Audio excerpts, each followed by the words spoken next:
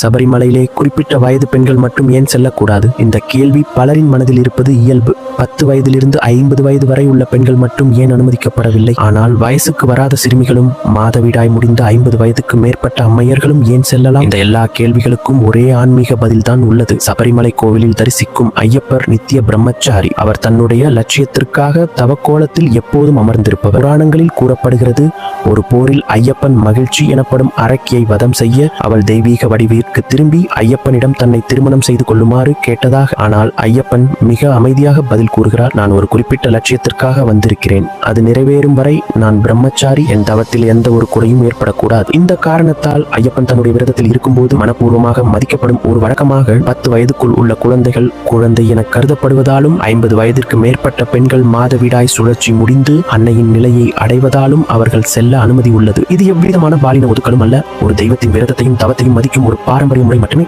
இந்த முறை 1000 ஆண்டுகளாக மாற்றமின்றி போற்றப்பட்டு வருகிறது.